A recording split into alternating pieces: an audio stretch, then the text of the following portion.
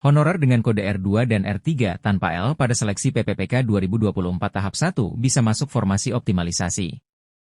Optimalisasi formasi merupakan proses pengisian kekosongan formasi yang terjadi setelah pengumuman hasil seleksi tahap awal.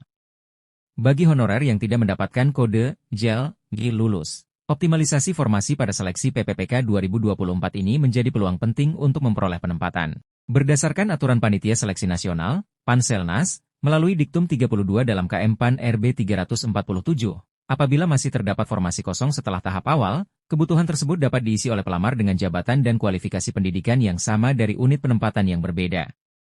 Mekanisme optimalisasi formasi ini dilakukan dengan memperhatikan urutan kelulusan yang telah ditetapkan sebelumnya. Sebagai contoh, pada suatu daerah terdapat 15 formasi tersedia, namun hanya 11 peserta yang dinyatakan lulus pada seleksi PPPK. 4 formasi sisa ini akan dilelang melalui mekanisme optimalisasi. Namun, optimalisasi tersebut baru akan dilaksanakan setelah selesai proses seleksi tahap kedua. Jadwal optimalisasi formasi.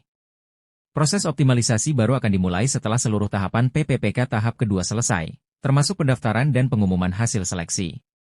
Artinya, peserta yang belum mendapatkan kode JEL di tahap pertama perlu menunggu hingga pertengahan tahun 2025.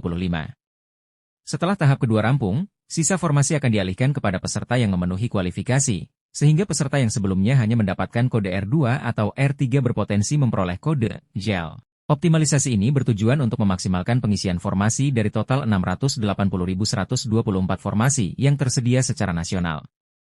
Meski jumlah ini dapat berubah, baik bertambah karena optimalisasi maupun berkurang akibat peserta yang tidak mengambil formasi kelulusannya.